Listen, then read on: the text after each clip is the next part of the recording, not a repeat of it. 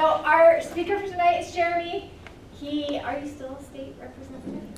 Barely. Barely. Still a state representative working hard in our legislature. And he's a realtor here in Ogden. He also does property management, correct? And he is going to talk to us a little bit about how to invest in the market. All right. Awesome. So welcome. Okay, thanks. All right, how many of you guys were here for last year's presentation? Okay, a few of you. All right, this will be new for the rest of you. So I'm Jeremy Peterson. I was going to give you the street cred portion of my presentation. So I do own a brokerage and a property management company here. Our office is off of historic 25th Street, and been in the business almost 15 years. It's been a fun ride. We've been through the boom, the bust, and the whatever this is right now we're living through. I am a retiring state legislator, so I announced that I would not be running for re-election back in March, which has been liberating and an exciting new chapter in my life. I spent 8 years down at the state capitol writing law. Had I stayed in one more term, we would have tackled methamphetamine law reform. So, yeah, I've had my run-ins with meth, and not personally, but from a property management perspective. And you know, if I start getting twitchy, let me, you'll know why. Anyway, that was a sticky issue. I've had a number of experiences with that. I can tell you stories later. So we have about 80 units here in Ogden and North Davis and Weber County that we manage. And yeah, we've been residents of downtown Ogden for almost 15 years now. So it's been a fun experience. So I'm just going to machine gun you guys with information, right? How many of you are enjoying this real estate market? Why do you enjoy it? Why do you like it? Fun. Okay, what makes it fun? I like planning for it. Okay, so you like the business aspect. How about you? There are a dozen different options, and I just love that it's just strategy upon strategy. All right, here we have an optimist and a thinker here. Okay, who else enjoys the market right now? It's easy to make money when your properties are going up around 10% a year. Yeah, that is, you just like, it's just like somebody shovels money into your lap. Right. It's like, hey, why not, right? It's easy. Yeah, so for those that bought property a while ago, we love it, right?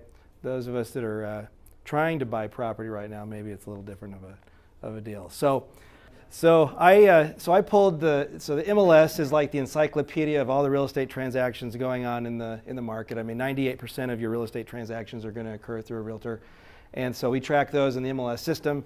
This is private data that comes from the MLS. You won't be able to access this on the public site. But what this is it shows us sales activity, right? How many homes are being sold? How few homes are being sold. So it starts in 1998 when they created the online MLS system. Before that, in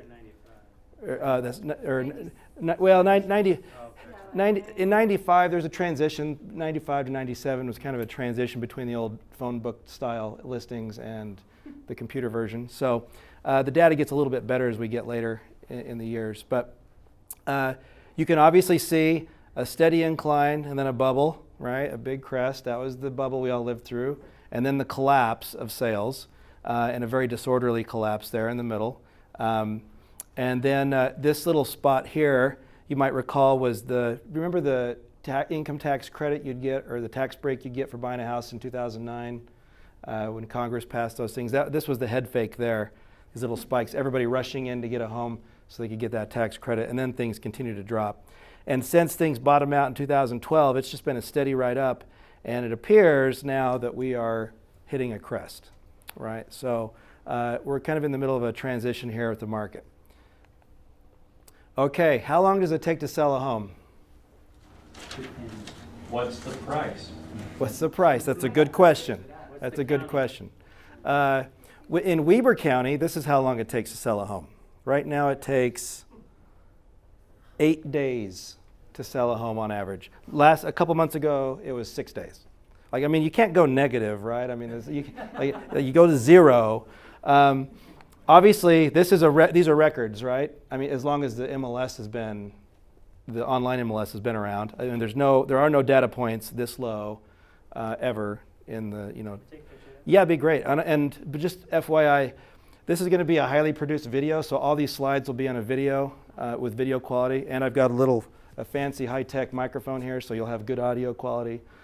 Somebody was complaining about my other videos, and so I had to go splurge for a microphone.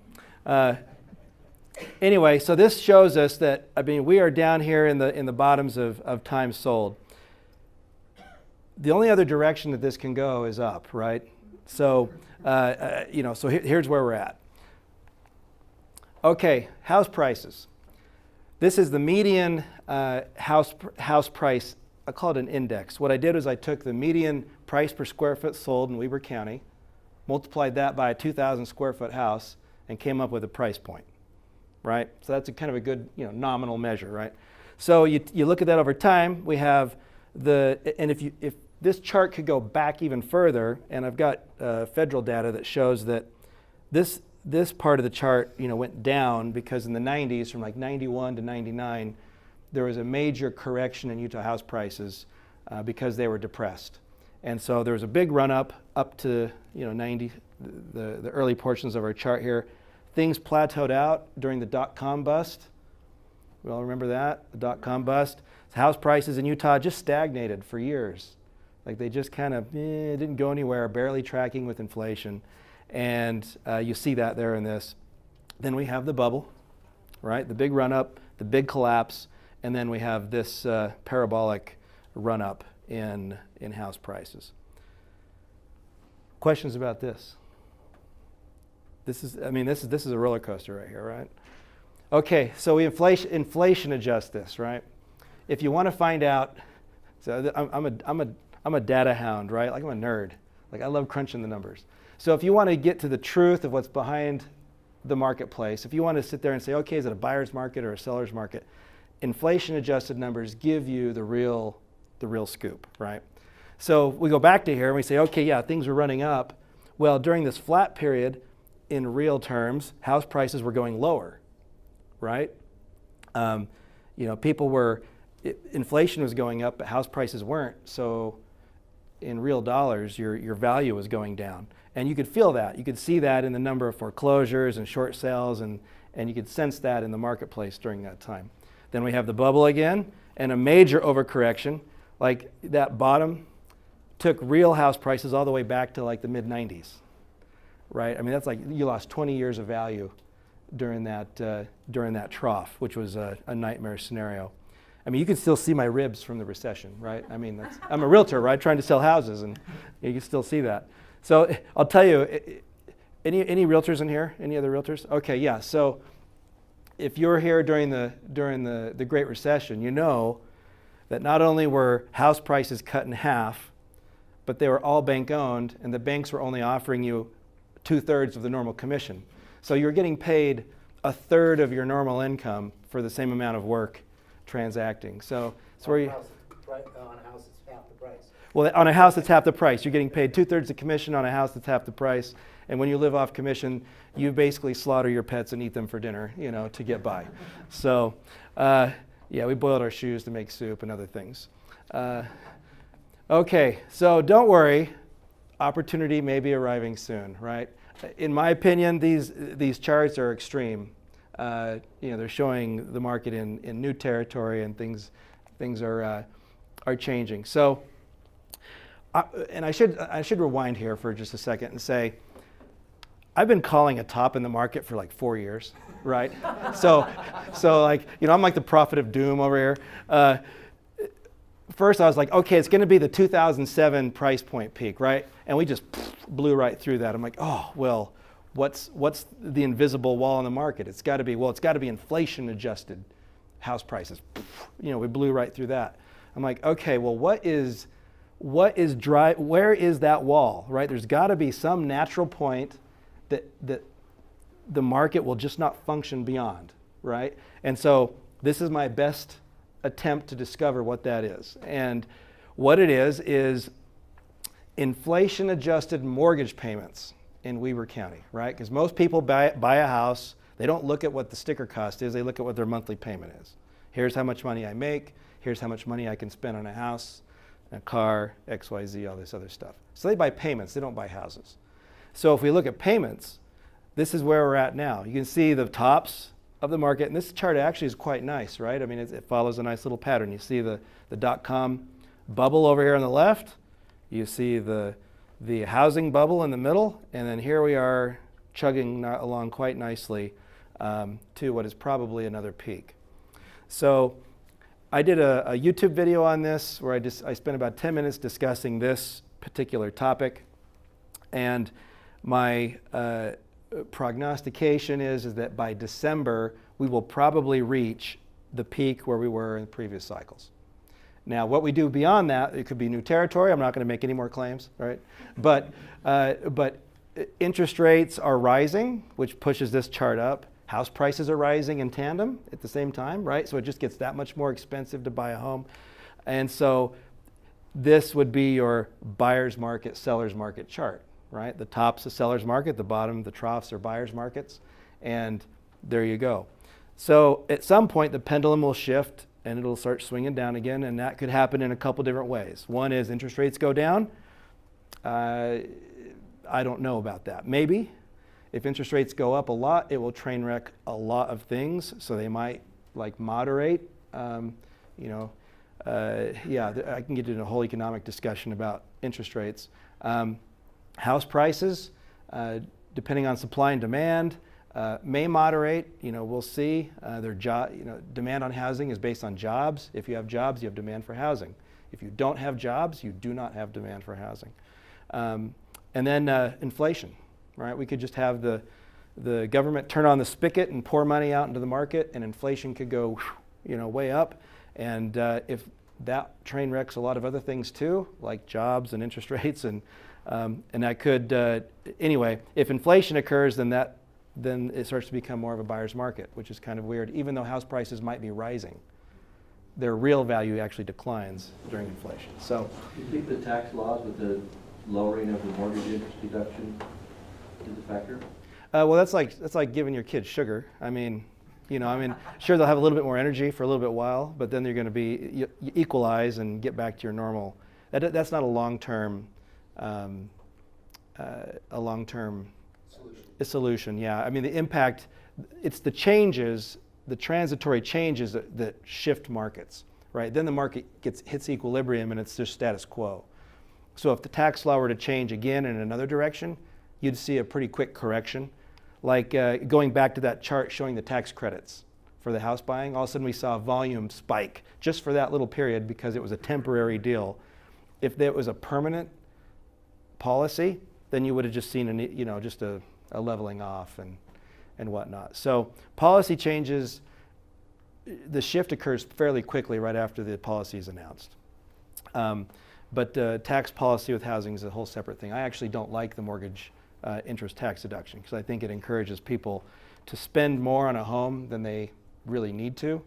And people treat their own homes like it's an asset when it's really a liability.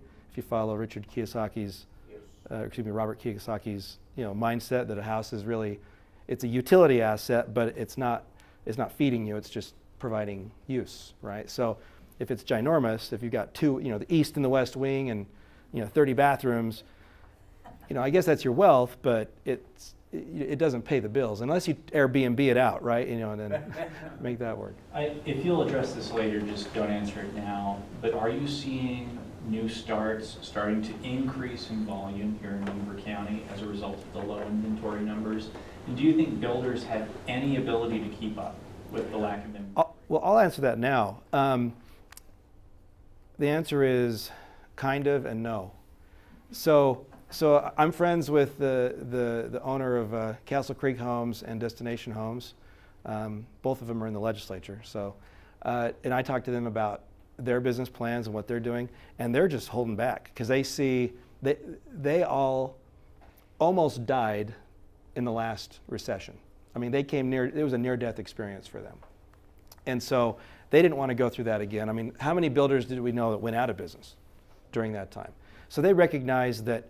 They could leverage and expand to accommodate, to build, but they just aren't interested in doing that from a business model perspective. It doesn't serve them to take that risk. And the other problem, well, and there's some other constraints too that I've got charts on. I'll show you, but yeah, it's hard to build a new house right now. I'll put it that way. We'll talk more about it in a minute. Okay, so anyway, you see where we're at. We're close, right? So my prediction, December. Interest rates, I think interest rates are going to hit around 5.5% probably, and we're going to hit around $125 a square foot, and that's going to be the crossroads of where the market makes a change. We'll see. We'll see. Okay, so yeah, talked about interest rates, and that's a whole complicated, wonky discussion that we'll leave for another day. So what kind of transactions are being done out there? Well, I'm watching a few. One is buy high and sell a lot higher, right? This is the speculative buy, right? Like, hey, this looks like a great deal in a few months. Maybe I'll just buy it now and hopefully, roll that dice and hopefully I can kick it out the door.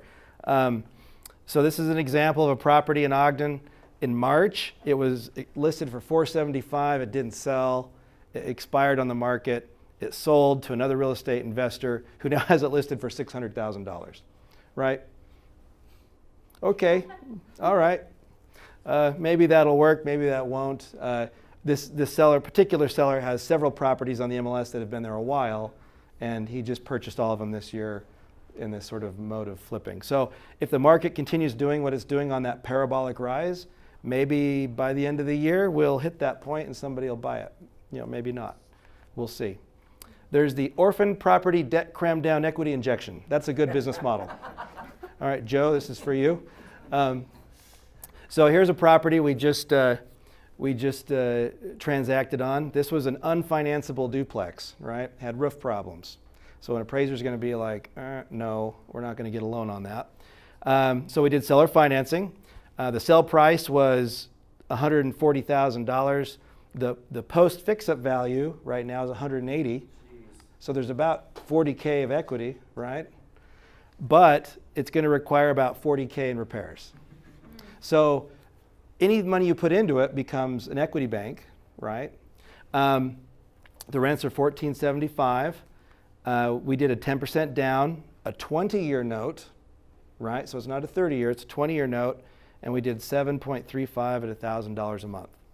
And what this did was this basically mirrored what the seller was getting after rent, after property management fees and repairs and everything else he was paying for, his in-pocket income. We just mirrored that with the seller finance note. Now, how many of you would do this deal? Joe? Yeah. So why wouldn't you do this deal?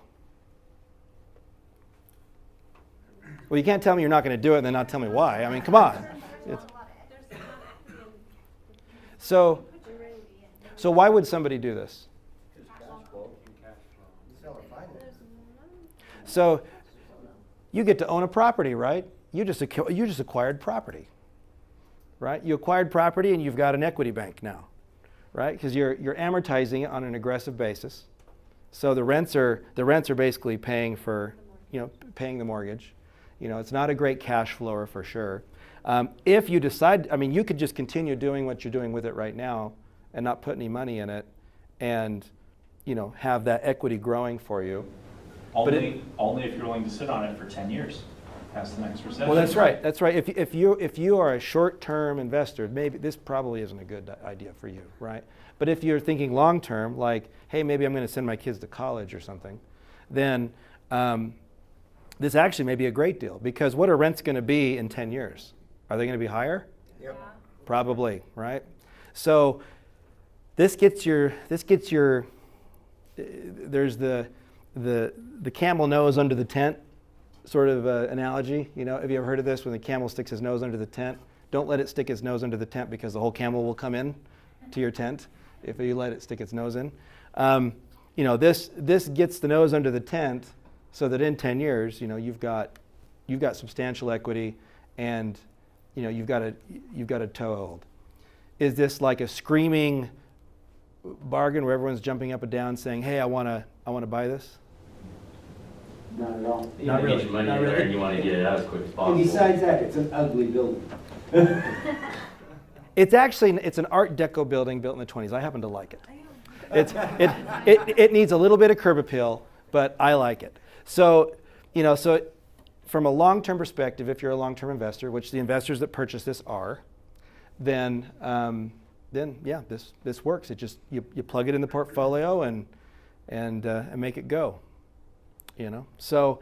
They could even refi it and get the interest rate down a little bit. Yeah, they could do that. They could do that. Now, the other key thing here, too, is they did it with only 10% down. How often can you do that? Try to ask a bank to do that for you. It's not going to happen, right? So, okay, so this is the analysis of this bargain, right? So well, we're going to skip this one because it's way too, I should have done it in like 5-point font. So, but the bottom line is the owner can choose to make repairs and be fine on cash flow, or they can make repairs and it improves the value of their asset and they've got equity either way, right? So it's not like they're just throwing money at a loss. It's not like they overpaid and they're just putting good money after bad. So the next strategy is lose less now. This is a very popular strategy right now. Okay, here's a transaction I'm working on right now. These investors are from out of state and they're doing a 1031 exchange. And in the state that they come from, basically, the state takes all of their proceeds if they don't 1031 exchange it into something else. I mean, the tax laws are so egregious that any appreciation and profit that they take just goes in taxes to the state. So it's confiscatory, and they're like, let's get this out of here. So these people are very motivated to find something else to put their money in so they don't lose their wealth from the real estate sale they're doing in another state. So we have this property, $395,000. Rents are $2,760, right? The place is about average in condition. It's dated, but clean and functional. It's not damaged or beat up. Could use a few updates here and there. They're doing a conventional loan around 5%, and their cash flow after all expenses is about minus $15. And to them, this is a great bargain. Right? How many of you would do this deal? If I was in their shoes, Right, it's kind of like, someone's got a gun to your back. What are you going to do? Right? Tax man's getting ready got the axe ready for you. So anyway, so the plan is, put this in this property here and then 1031 exchange it into something different when the market changes, and hopefully they can start to grow that more when the market dynamics are a little more favorable. Okay, let's talk about some trends. Gross rent multiplier. Last year I gave you an update on gross rent multiplier. Who can define that for me? All right, the definition's on the board here. Who would like that? All right. Okay, so you take the sale price. This is a yardstick, right? When you're trying to measure, is something a good deal or not a good deal? Right? Is it good or bad? Like, what standard stick do I use to gauge relativity of this is a relatively good deal compared to something else, right? Gross rent multiplier is a good gauge. So it shows you, what you do is you take the total sales price and divide it by the amount of rent you're going to get per month from that property. Gross, right? And that tells you how many dollars am I willing to pay right now to get $1 of revenue from this property. In 2014, as we were coming out of the recession, people were willing to pay $94 for $1 of rent per month. And that's actually a pretty good deal. Usually we talk about 100 being kind of the sweet spot, right? If you go to Golden West Credit Union, they'll finance you all day long at 100 on a 100 gross rent multiplier. That's their, you get that going and you're good to go. In 2017, last year when I gave this presentation, it was 139. This year it's 152. So you're seeing an increase, a 61% increase in that number in 4 years. Whoa, right? That's a bit dramatic. So that 152 is translating into these negative cash flow situations, right? And one of the factors of that is, in every property analysis that I do, I include property management in it. Because if you're going to be a passive investor, you need to have someone else manage your properties. Otherwise, all you're doing is paying yourself to manage, And if you haven't factored that into your analysis, you're actually kind of shortchanging yourself. Because if you walk away from the property and hand it over to an investor, then you're going to be zero cash flow on some of these properties, just kind of depending. So think about that. If you're starting out, like if it's your first property, great. Jump into it, cut your teeth, learn, get to know the property and how things work. But as you get more experienced, you're going to be kicking yourself if you're paying yourself to manage. Because having tenants is kind of like having children. And the more you get, the more things get a little bit unwieldy. All right. So let's get to the question we asked earlier about why is there such a problem? Why is the market doing all these extreme things? Right? Why is it so out of kilter? Well, for the first time in 50 years, we actually have a deficit in housing supply. For the last decades, you see that we have an excess of housing supply. We're building more than there were households created. And now, especially during the bubble times here, and then whoops, we really shortchanged ourselves. Okay? So we are 45,000 housing units short of demand. Wow. Put your head around that right now. So In our county? in Utah. In Utah. This is Utah. Yeah, sorry to differentiate. This is Utah. So that's like a whole city, right? That's a whole city worth of houses. So we were actually this chart was actually presented to us in a committee hearing at the Capitol a couple months ago. So I got on there and I said, yeah, everyone needs to go build a spec home, and everyone booed. Like, all right, take the microphone from that guy. But yeah, so now getting back to your point of how easy is it to build? This is what construction costs are doing. Yeah. We have a trade war going on right now. Steel, we got tariffs on Canadian lumber, right? I'm framing out my basement right now, and I have to go buy lumber, and I'm looking at this cost going, ooh, or they're giving me affordable lumber and none of it's straight. It's all got twists and stuff. It's like, this is garbage. This is firewood. A lot of places that you're trying to get, like if you're trying to get a quote for steel and everything, the quote's only good for an hour. Yeah. Yeah. Wow. Yeah. So so this is all affecting what we're trying to do, right? So the cost of, and this is where I think inflation might be kicking in for all of us, on Main Street, because all these things are going to just be more expensive for us out in the marketplace. It's going to translate into more expensive food and some other things. But from a construction perspective, if you're building houses and you're kind of slow going and you're watching your costs increase, you're going to raise the prices on your product, right? Which is going to raise the price per square foot in a higher or increasing interest rate environment, which puts us in that less affordable range. And at some point, the consumer gets tapped out. Are we seeing this across all price point segments? For instance, starter homes as compared to larger property. Are you seeing the same pattern across all segments? So what's interesting is that townhomes are the new starter home, right? They're not building really single-family homes that are starter homes anymore. Like I'm looking, and most single-family homes that are under construction are 400 plus, because the sticks all cost the same, and builders maximize their profits when they build those houses, and the cities have zoned for that, right? And a lot of cities have shunned higher density developments, and that's a political problem, which is driving some of this issue with the lack of housing. But townhomes sell at a higher price per square foot than the median.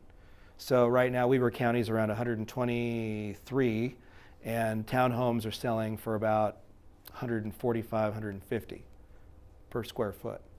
And your larger homes, like your 400,000 square footers, might be $135 square foot. They're not as spendy, but townhomes are profitable where they can be built, right? So anyway, the cost to build anything is going up, and that's going to push things. That's going to be a constraint. Nationally, right? Zooming out nationally, this is the unemployment rate for the country, and you can see a distinct pattern in this chart. It spikes up and then takes a long time to come back down, and then spikes up again. So if you look at where we're at now, we are near historic lows on unemployment. There is only one direction for this chart to go, right? We're going negative, right? Yes. Yeah. All right. 2 jobs. That's right. Okay, rental trends.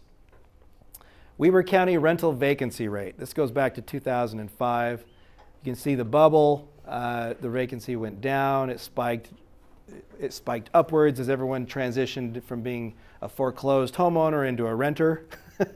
There was a shift in population.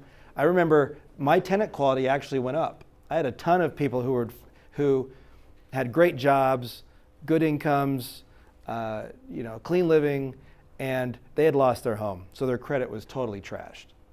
But other than that, everything else looked great. So, we got them into our rental properties. They treated their rental properties like it was their home, because that's how they were used to treating a property, right? So we had a lot of homeowners come in and rent during that time. And then around 2012 is actually when the deficit in housing units really started.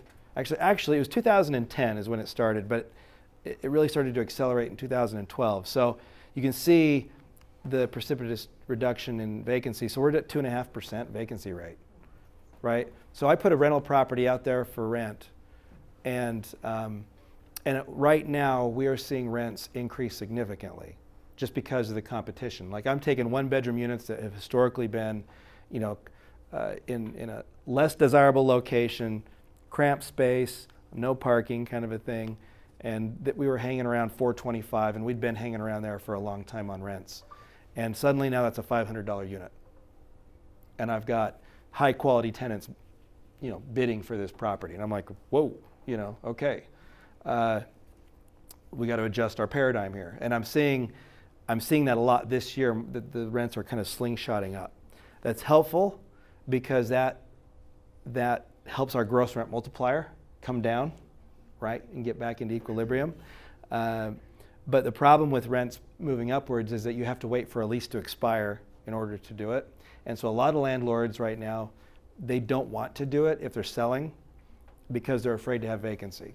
And so if you own property, you don't want to be in that position of fear where if you're afraid to have a tenant walk out on you. You should be prepared financially so that it's okay to have a vacancy so you can be in control of your property and the rents you're getting out of it. So it's good to have some savings. Savings helps this process quite a bit. Okay, late cycle investment strategies. What do you do from here? Go buy everything. No, don't do that. Okay, so here's some thoughts. Capital improvements, right? Making improvements of your existing portfolio. Why would you do that right now? Why would I say this? More income. Well, you can raise your income, right? You put a dishwasher in a unit, you can raise rents $50, right? Put a ceiling fan in the living room, raise rents $25. Little things that can help do that. Equity, yep, equity. Also, this is, if the market's going to shift, you want to be ready, right? You want your property to be competitive. I'm watching some folks whose business model is to wring a property dry, right? Slumlord model. Slam some tenants in there. Who cares? Just get them in there. Get them paying rent. Don't put a dime into the property, or if you do, it's just lipstick on a pig type stuff, right? And just keep bringing that property through. The property deteriorates. Well, there's going to come a time when maybe it's not as easy to slam tenants in there, and if your property is the lowest qualifier at the beauty pageant, then it's going to have some issues, right? I mean, the market's not going to appreciate that, and you're going to have a lot of vacancy. It's going to be above market, which is going to be very painful. So now is a good time to play, while times are good, to kind of play catch up on deferred maintenance and keep things in good shape. So obviously pay off and pay down debts, right? If you feel like you're over leveraged on anything, or if you've got an equity line on something that maybe you feel like you've kind of maxed it out on something or another, pay it down, right? Give yourself some room, because that's what we're doing right now. We're keeping our powder dry so that when some more opportunity does arise, we can jump on it. right? Because that is who will be rewarded when the market shifts. And then obviously increased cash reserves. That's just just the flip side of paying off your home equity lines or paying down debts, is getting your cash reserves. And then if you've got really ugly properties that you don't have a long-term plan for, get rid of them, right? Get rid of them. And I've got a couple for sale right now that have historically been turds, right?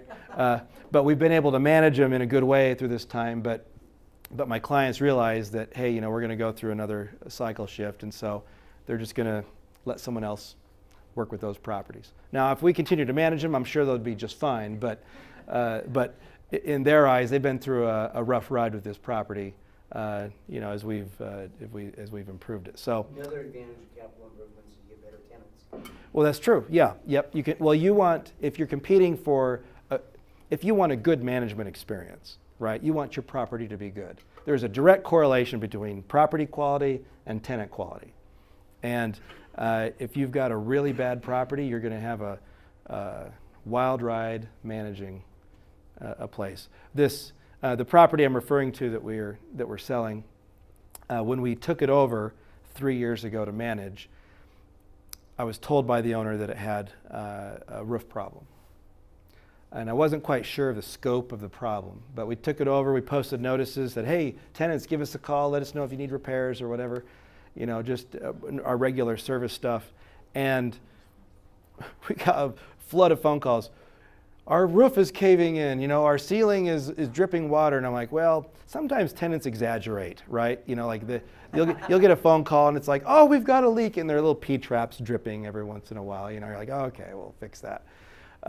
We get in there, there's full-on buckets everywhere in the living rooms, and the sheetrock tape had come off, all the ceiling sheetrock, and the floors were wet. And I'm like, ooh, and this was December, right? And so I get in there and I'm going, ooh, whoa. So I had this disabled veteran over here on oxygen in one unit, and I had these kind of bohemian college kids in another unit. And I said, all right, you don't have to pay rent for the month.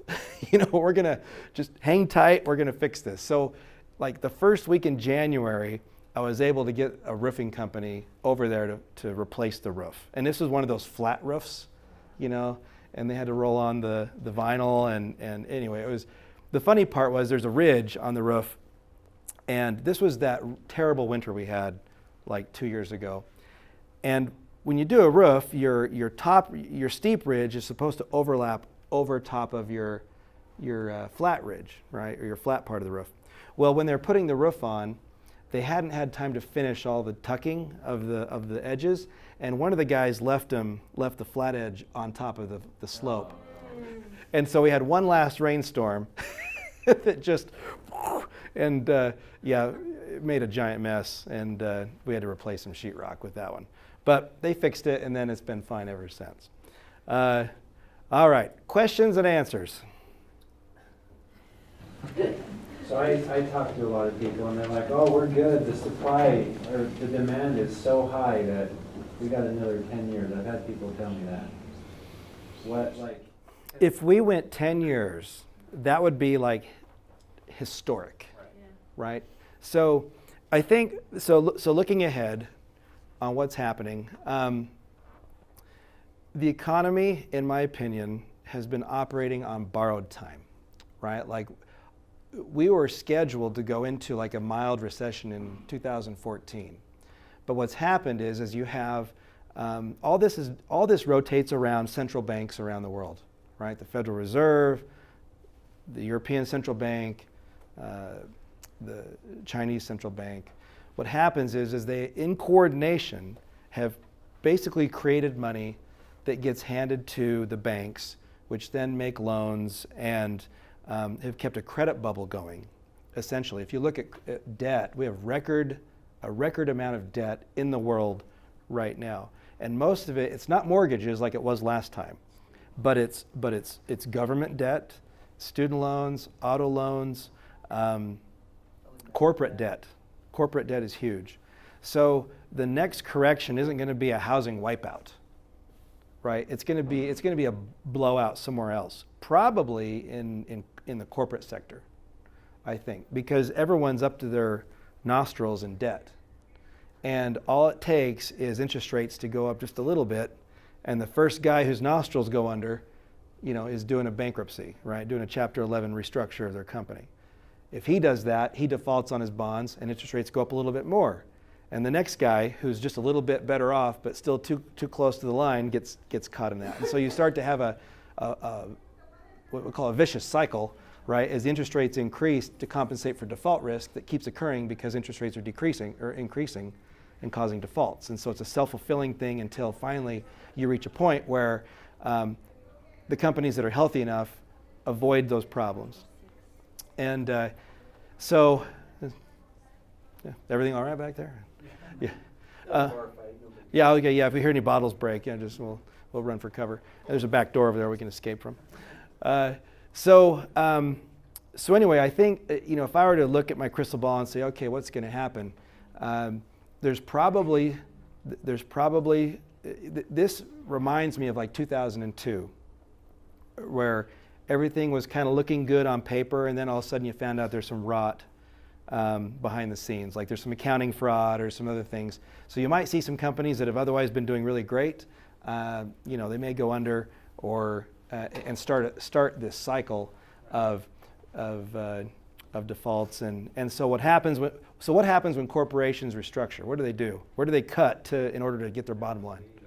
Labor, right? They cut their labor first. So their employees lose jobs. So what does that do?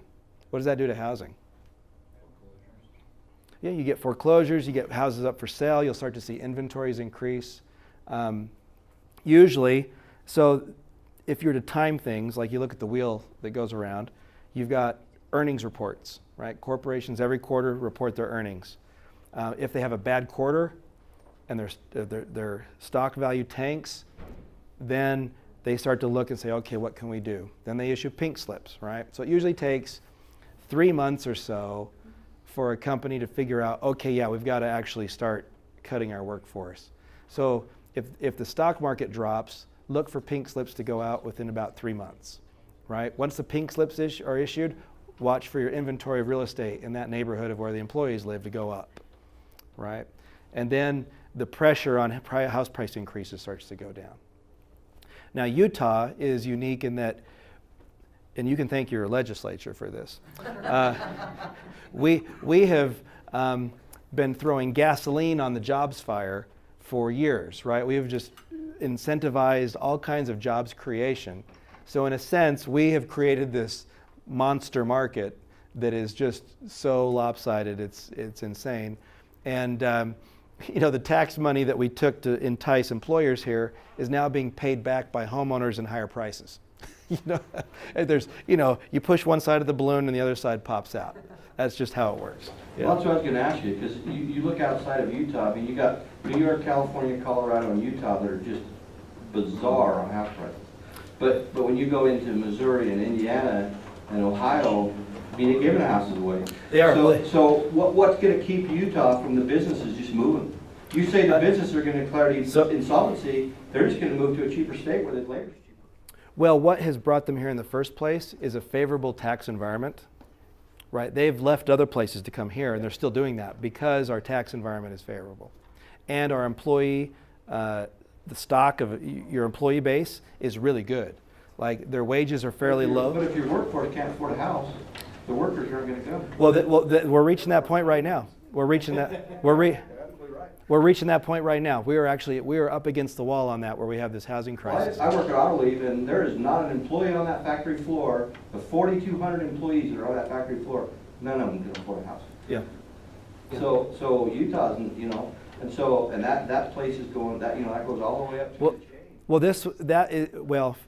Just recently, that is now coming onto the radar of decision makers, saying, well, if we move to Utah, how will our employees get there? That hasn't been part of the discussion until about the last 6 months. Yeah. But it is now, because we're like, okay, what else do we do? But that's also how the market self-regulates too, right? If it's too expensive, then people don't come, then the market stops going up, right? So well, that's where you have to kind of cuss the legislation for throwing the gas on the fire. Well, no, I'm not. Well, I'm on the record. I've been blasting. Utah, the same category as California, and how many times we Bill, you can test about California's house prices. Now we're right there with them. Well, and part of our issue too is we're landlocked, right? We just don't have enough land. We have to build up.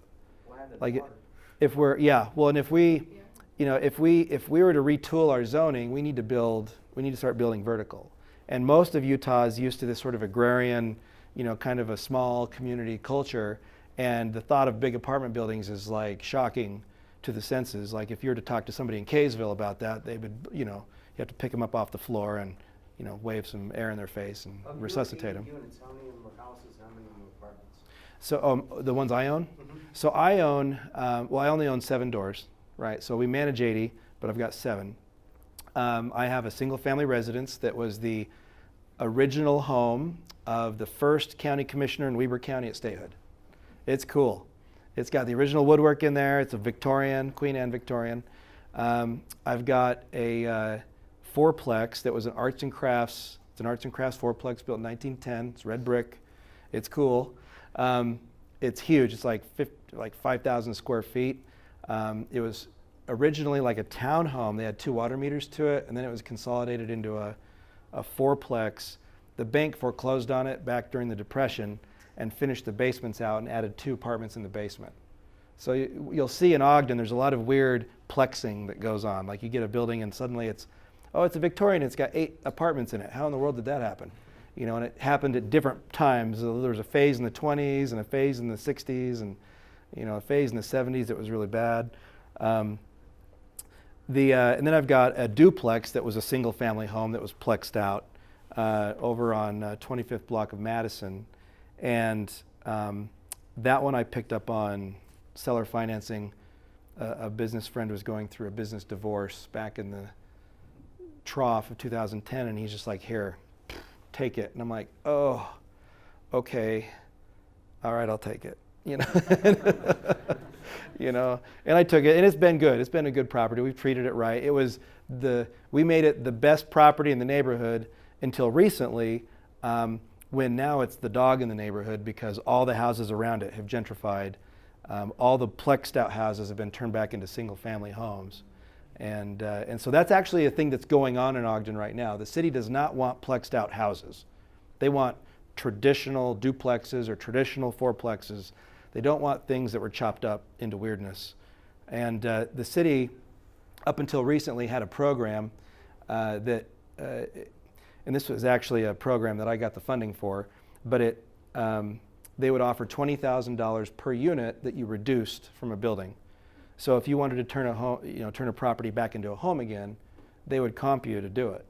And the point was that the bridge, there was this market gap, right? Like the property was worth more as a multi-unit because it had more units in it, and so we needed to somehow cross that bridge in order to make it affordable for folks to turn it back into single family. So it's improved the quality of housing stock in the city substantially, where it's been done. The most recent one, and this is a fun meth story. So I sold a property. Actually, this one was a few doors down from my house, and the neighbor down the street, this awesome guy named Bill. He's a first-generation American from Greece, and he worked with the railroads back in the 60s, right?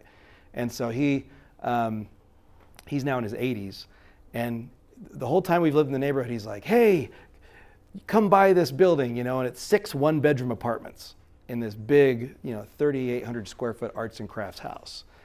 And I'm like, oh, this looks like a lot of work. I don't know, I'm not sure this is the right thing for me. And we kind of went back and forth for years. He'd always come over and tell me how great it would be if I bought it from him. And so the tenant quality in his building was really in the dumps.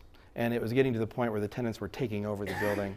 And there was this group in the basement where there's traffic in and out all day long, right? Just nonstop traffic. And the lady that was in there was definitely using meth, and we watched her lose like 50 pounds in a couple months, and jittery and twitchy, and so anyway, when I was talking to Bill about the building, I I discovered that it had one furnace for all 6 units. And I'm like, oh dear, you know, so I knew there was a mess in that house, right? And so when that happens, when you have one furnace for the whole building, you're basically pumping it into everyone else's units, right? So some clients of mine had an interest in this property, and they applied for a grant from the city to reduce the units, and they were approved. And they went in and they tested the building, and it was 100 micrograms per cubic, or per 100 cubic centimeters. So basically, you know, you probably could like cut the wallpaper off and cut it up and sell it on the street, you know, if you wanted to do that, you know. So they're actually, maybe they could have made some money on this. But we had the certified guys come in. Now the tenants upstairs did not want to leave, right? Because the owner had not raised rents since like 1985, right? So the tenants were paying $250 a month rent, and so my clients are like, well, what do we do? They don't want to leave, and I'm like, well, I go, here's what you do. You have your certified meth inspector do a test. He reports it to the health department, and the health department shuts down the building. Just let your tenants know that that's what you're going to do. And so they go and talk to him and say, hey, yeah, we're doing a meth test, and we're going to shut down the building if it's positive. And the tenants are like, oh, interesting.